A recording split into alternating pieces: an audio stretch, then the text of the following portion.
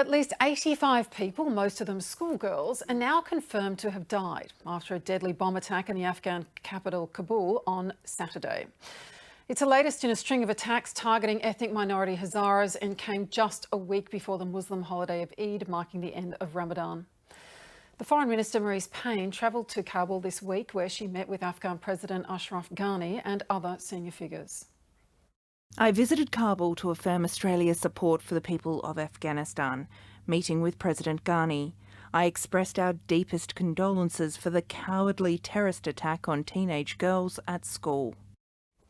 Ms Payne's visit to Afghanistan comes as Australia prepares for a full withdrawal of the remaining Australian Defence Force troops by September. Niamatullah Ibrahimi is a lecturer in international relations at La Trobe University, and he joins me now from Melbourne. Welcome to The Drum. Hello, Julia.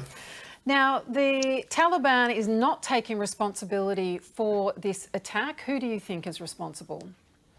Well, I think this is an incredibly complex situation that has been developing in Afghanistan over the past 14, 15 months now. The Taliban has been refusing to claim responsibility for many of the attacks that many people believe are in fact perpetrated by the Taliban. And we also know that there are many other groups in Afghanistan that are closely allied with the Taliban and that share similar social, political, and ideological outlooks like the Taliban, who would benefit from targeting the groups like the Hazaras that we saw over the weekend.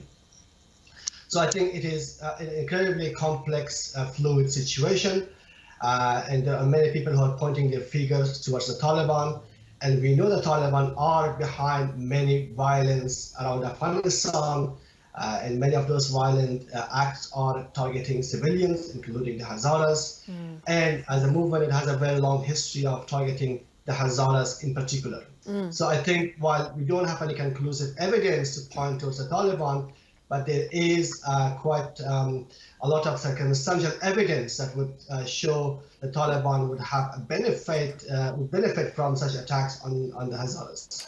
And there's also a long history of targeting female students, of girls seeking an education. And we know that in the 2 decades since the end of Taliban rule, now about a third of all students in Afghan schools are girls, are female. More than 3.5 million enrolled. But are these attacks going to work in terms of, putting girls off attending school? Well, I think at this stage in society in general, the women in particular, they are facing an incredible set of challenges, from social and economic circumstances, the Taliban attacks in the fear of a Taliban revival, and their return to power in Afghanistan. But at the same time, I think you can also always see these really examples of heroic resistance and activism on the part of the Afghan women and students. And in this very same attack over the weekend has been the site of activism, young women and girls actively demanding for their role to participate in social and political life of the country.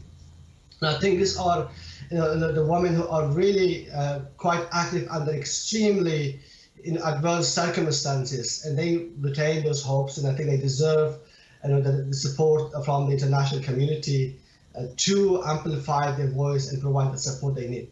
I'm just going to bring in the rest of the panel here. Tanya, there's been some discussion about whether, the date for withdrawal is somewhat arbitrary. Let's do it in September this year. And there's been some female MPs in Afghanistan who've been concerned about it and said it should have been delayed until they were ensured of the core things they needed to ensure that the rights of women weren't completely eroded after the Western troops withdrew, either by ensuring it's like a quota for political representation or so on. Do you think that's right? Look, it'd be very hard for me to judge. I really have very limited insight into something like this. I think the first thing that really concerns me is how desensitised we risk becoming when we hear about these incidents, like it's not real women and girls who've lost their lives in such horrific circumstances. Then I think the other question to ask is, you know, does a later withdrawal time guarantee anything at all?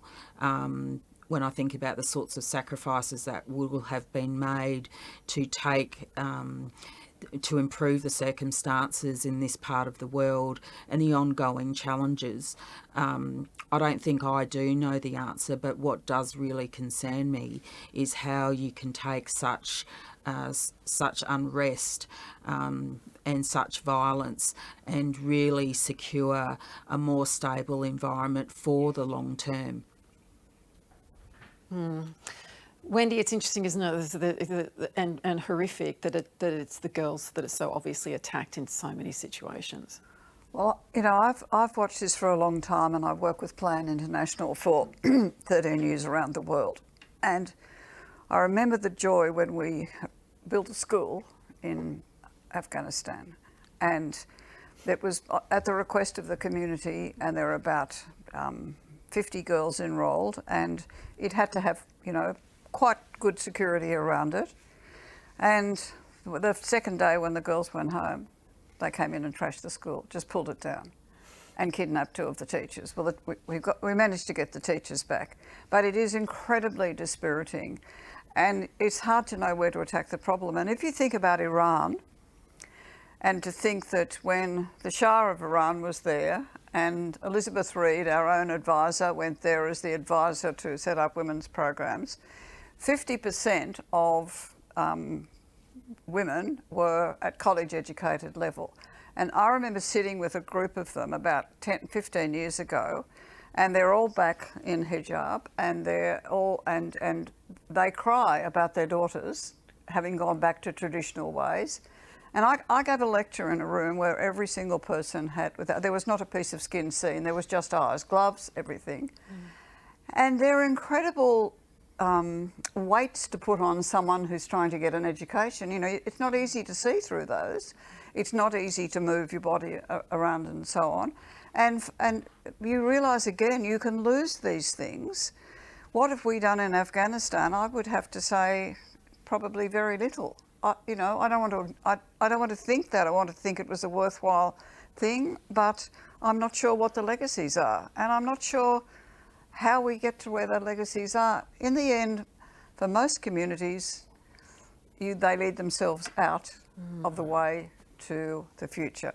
And well, I want to ask, I'll ask Niamatullah about that, and kind of while we're talking about women and the Taliban, to refer you to a newly declassified US intelligence assessment that was saying that women's rights in Afghanistan face threats not only from the Taliban, which we know are on the offensive, but also from broader Afghan politics and public opinion. Correct. So a 2019 United Nations study that they cited, correct, only 15% of Afghan men thought women should be able to leave the home after marriage. And 2/3 of Afghan men said women have too many rights. So is there a real danger here on all fronts? Well, I think I can't comment on that, you know, US report, the intelligence report, because I don't know what the methodology they have used there. But I think, generally speaking, as I said earlier, the Afghan women faces, you know, an incredible set of challenges. I mean, you know, many of which are coming from the Taliban and its violence and terrorist activities in the country. But then also, we should remember, Afghanistan is an incredibly conservative country, which is you know, limiting the rights of women in public. But at the same time, I think we should also remember that over the past 20 years, there has been significant progress made in creating opportunities for female participation in Afghan society. And some of those progress were made possible as a result of international intervention. I think you cited the figures, for example, in educational enrollment. But there are also many other achievements and gains made as a result of sacrifices made by Afghans. I think local Afghan, you know, men.